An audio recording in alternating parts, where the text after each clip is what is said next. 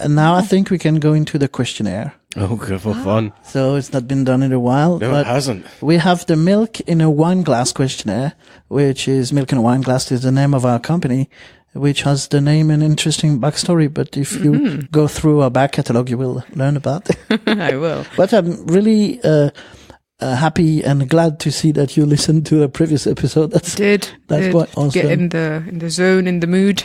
What? Oh, so yeah, it was originally based. So Marcel Proust, he answered those questions at 3 stages of his life.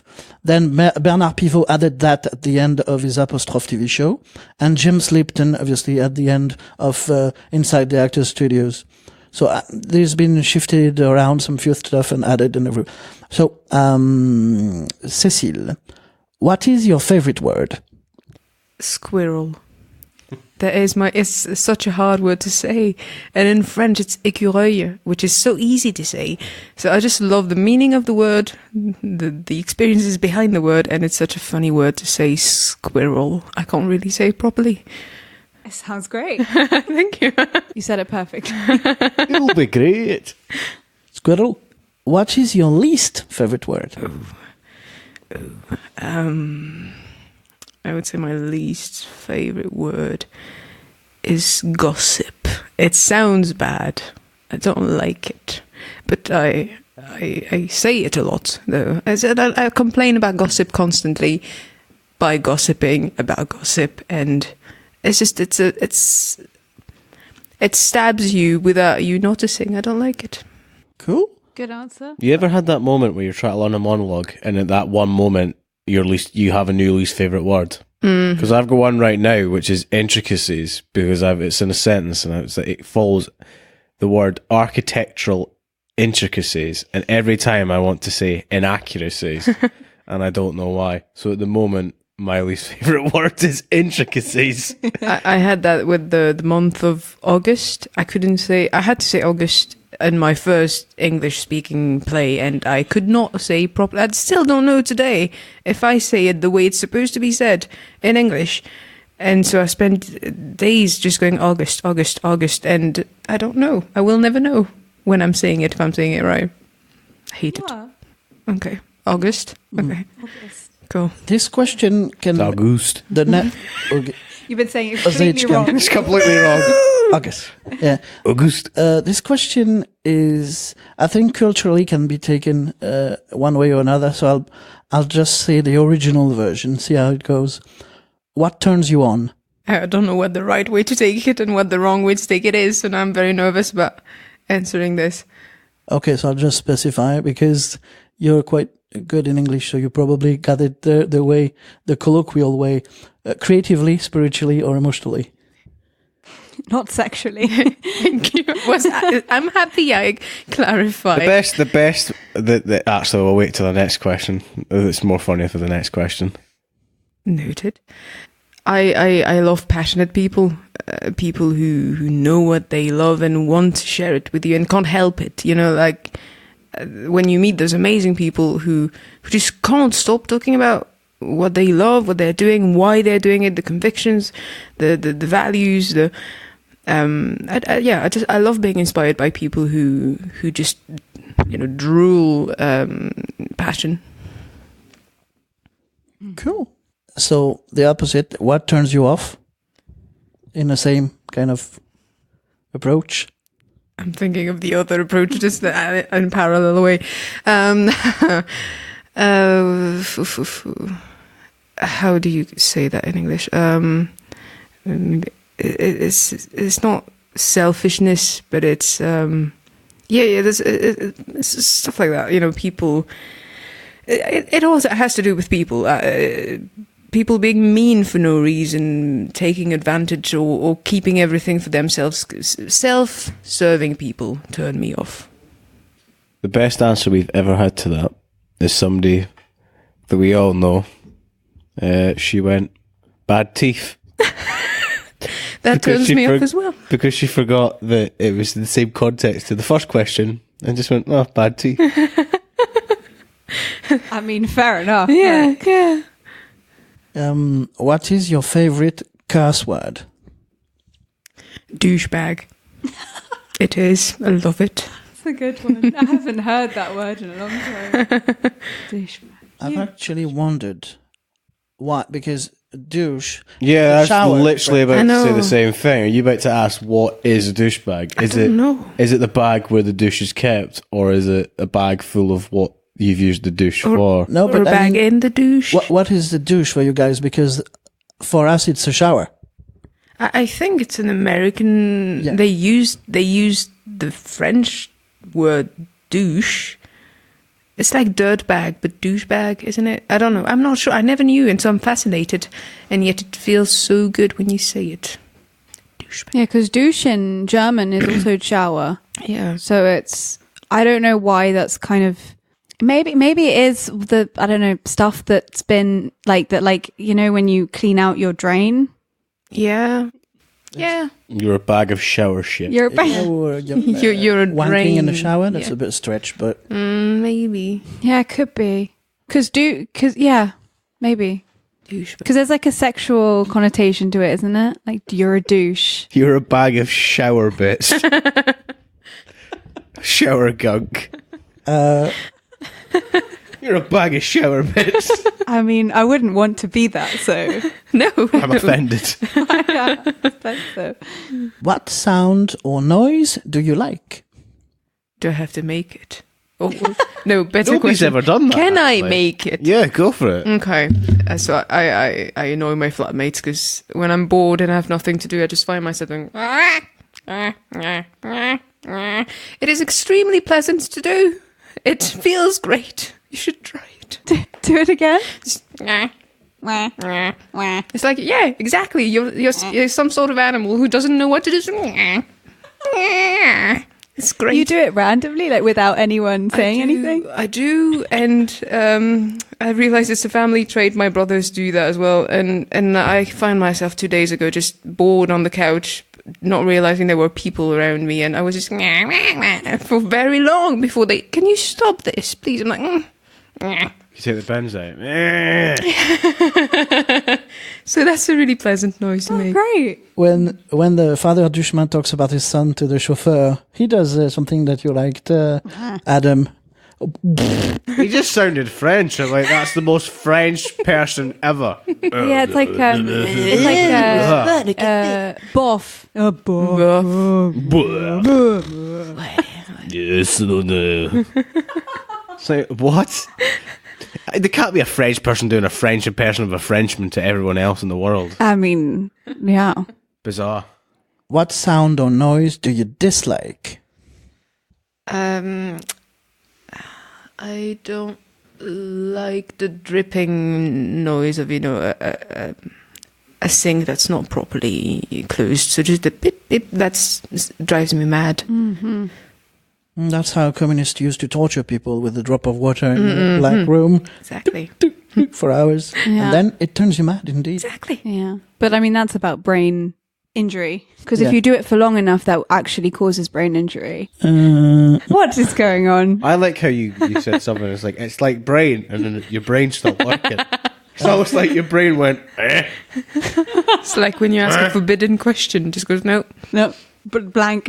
But actually, in the show the other day, was it one of the lying Lily Allen who was talking how she thought that reindeers were not real? Oh yeah, would I lie to you? Yeah. Oh, yeah. What profession other than your own would you like to attend? I think I'd like to have a restaurant or be a waitress or a cook or something. I've always played restaurant when I was a kid, and then when I became a waitress to pay for my acting school, I actually loved it. So yeah, I think if acting or any sort of art that I try to do doesn't work, a little restaurant somewhere in the mountain would be fun. Aw. Sounds nice. What profession other than your own would you not like to attend? So many. Yes, so many actually. I think I wouldn't want to be a teacher. I think I would like teaching in my daily life. I wouldn't mind it, but that's probably why I would hate it so much, is that if I was teaching, I probably would be only teaching and I would stop everything else that I like and could do on the side. So it's kind of always been the thing I've been trying to avoid. Mm-hmm. Yeah, makes sense. That makes sense. Yeah, Especially for an actor or an artist. Yeah. Exactly. hard to segment stuff. Yeah. Really hard. If heaven exists, what would you like to hear God say when you arrive at the pearly gates? Here's the Netflix code. That's, just that. I don't need much. I mean, I hope he's a regular bloke, so Netflix would be good. Good Wi-Fi. I would want him to say that there's good Wi-Fi. That's a good one. Oh dear.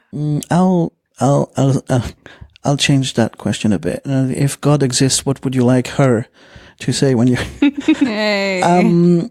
If you were reincarnated as some other plant or animal, what would it be? Once again, I think it's the squirrel. Such a good animal.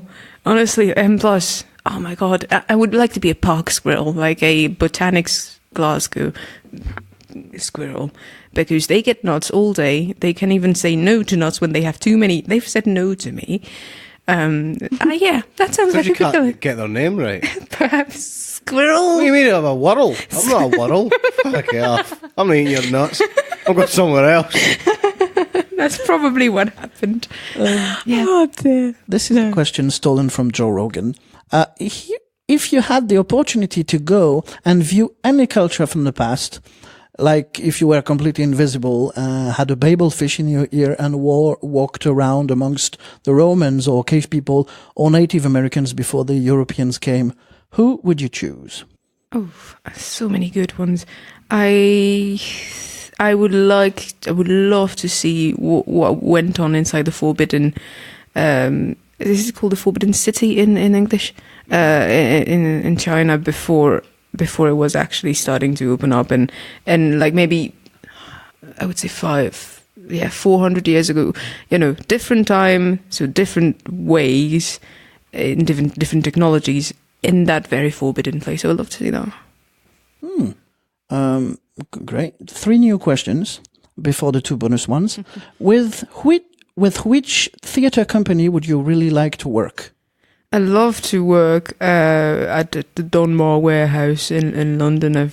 That's the first place I really went to when I moved here to see great theatre, and I think their artistic direction is always so on point and new and talks about real good issues in really good ways.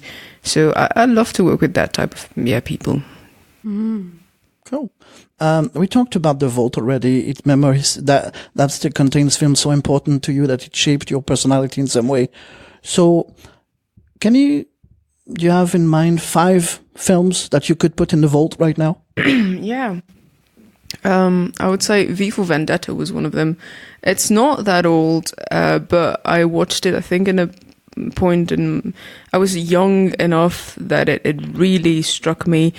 It's one of the movies I always talk about when I'm asked why I wanted to try and do acting. It inspired me so much, and I love that conspiracy, dystopia, battling politicians. It's always really interesting to me, and I felt that the way it was portrayed was unbelievable. So it's always been one of my favorite movies. I should have had that displayed there, because we have, so in the background we have the metallic plates. Oh, and we have the V for Vendetta one. Super cool. Yeah, super cool. I love that film. Yeah, and Natalie Portman in it is just breathtaking. She made me want to be an actress when I saw that. I was like, that's the job I want to do. No, really? Yeah. And Heath Ledger in The Dark Knight definitely did that for me as well. He's one of the actors that struck me the most, and I would say because of this film as well, that would definitely go in the vault. I could watch it over and over again to try and understand his performance. Now with a bit more distance, I think it's the type of acting that's also quite scary to I mean, when it has that much of an impact on, your life. I'm not sure I envy those actors in any way, but there is an admiration for what they do and how they did it. And then I'm a big animation films fan, so Chicken Run would definitely be in the vault. Hey! That's already in. I put that in. It's such a good film. Yeah, it's amazing. Yeah. I could watch it forever. And Aardman movies are just unbelievable. That's one of my biggest dreams as a person. If I could dub a squirrel in an Aardman movie, my life would be complete. Yeah, there you go. Yeah. I don't have anything else on the top of my mind right now. Okay. But Those three. those three and a couple of Louis de Funès definitely are in there. Do you? Well, I'm sure you have, but would you willing to share if you have any specific morning routine you do the day before an audition or the day or the night before? Yeah, Sorry, or a gig or anything. Yeah, I'm not a very I don't believe in too many tricks or anything.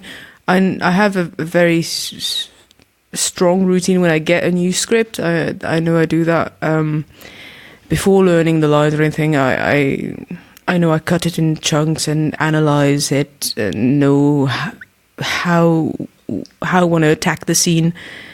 Then I memorize it completely.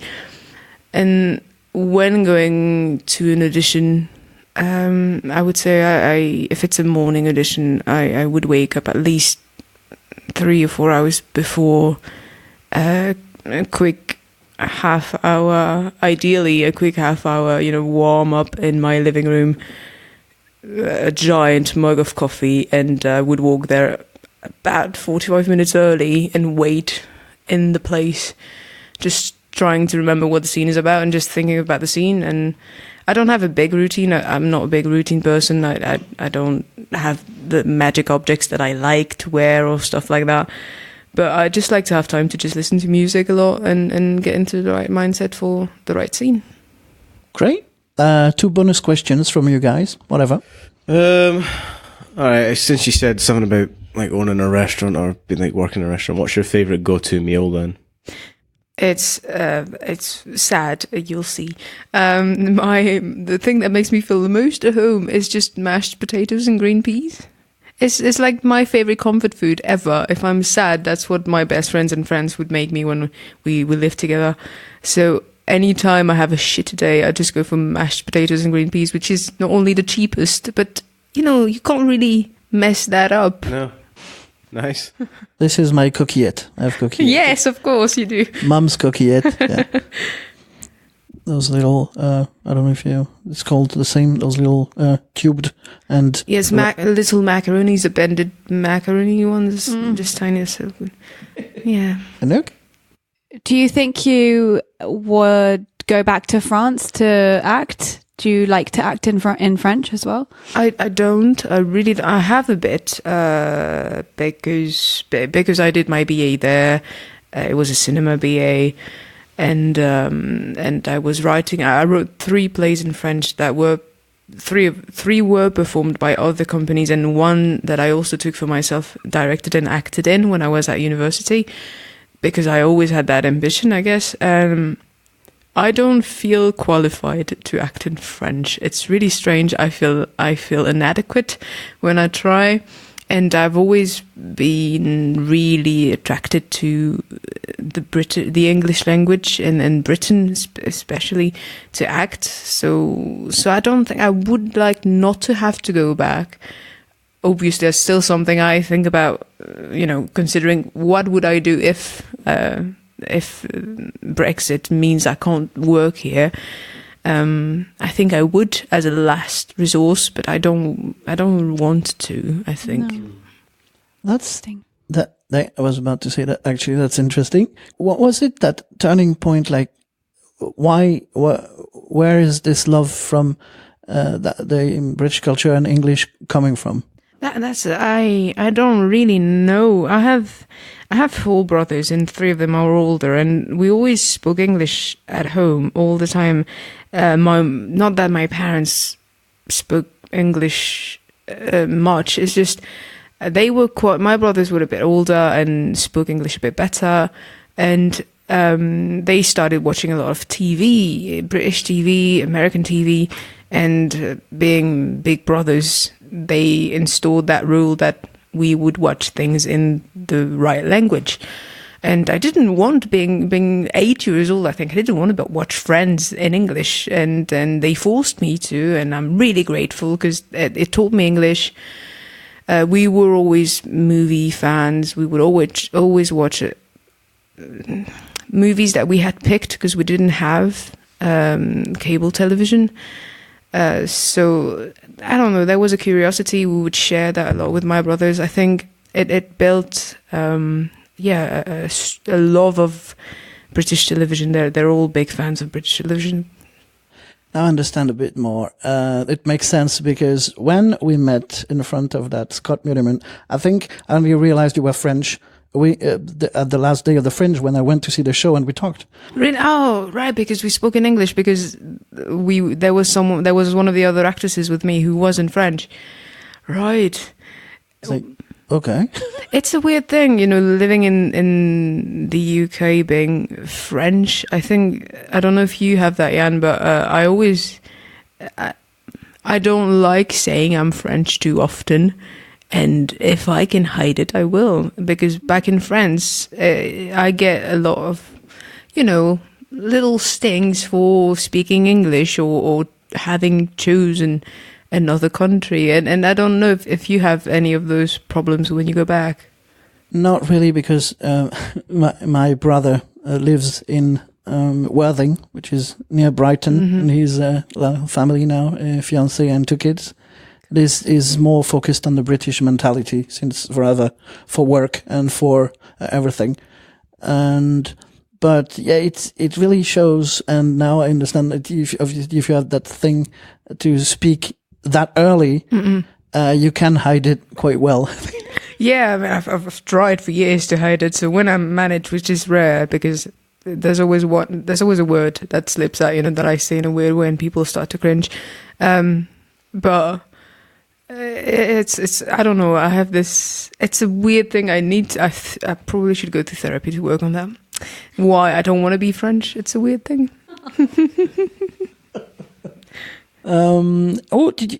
So you're keeping as a stage name is the same as your birth name? I am just taking. I have a little accent on the E of my first name. I'm just taking that out so that there's no, computer difficulties with it. Damn, the Toblerone name as it. I mean, that's fine because you know me as a real French person, so that's fine. Plugging time, France. England. Scotland. France. Go Podcast Rangers, mighty plug-in Podcast Rangers. Go Podcast Rangers, mighty plug-in Podcast Rangers. So, Cecile, we talked about some fringe stuff already, but do you have any short, full feature, anything out right now that people can see you in or... I have one short to plug. It's called Set. It's by Glasgow uni students, but it's really cool. It's a really cool mockumentary that we shot a few months back about a film crew trying to get a film done. It was a lot of film inside the film, really fun to do. I play the director of the film who's not being helped by the producer at all. And it was a really, really fun shoot, really fun mockumentary to check out. It's probably on YouTube now. Cool. I think now I'll just have to remind you that please don't leave without signing the guest book, and we have some couple of pictures to take for the awesome artwork. And thank you so much for having me, guys. It was a lot of fun. Yeah, thanks for making me watch this movie. You're welcome, Adam. Cheers. No, thank you for coming. Yeah, cheers. Really good. Thank you very much. Anyone has anything else to add on anything, actually? I think we're touching on an hour and a half or something, which is quite nice. That's shorter than the movie. I will make you a list of things to watch. You'll thank me later. No. Jesus. Yeah. Okay, so I think we've got everything. Yeah, we're good, right? Yeah. So we were Adam. Anouk. Yann and Cecile. Bye-bye. Bye. Thank you for listening to another episode of the Good, the Bad, and the Just Plain Standard podcast. If you like what you heard, you can leave us a review via iTunes. If you want to keep up to date with what we're doing, you can check us out on Facebook and Instagram at Good, Bad, Standard Podcast on both platforms. If you fancy seeing the live streams that we talk about in the podcast, they can be found on youtube.com. You search for Milk in a Wineglass. There are other bits and bobs on there too, just to see what Yann's up to during the week. And if you really like us, like really, really like us, why don't you head on over to patreon.com/goodbadstandardpodcast and have a look if you want to support us. Any small donation is appreciated.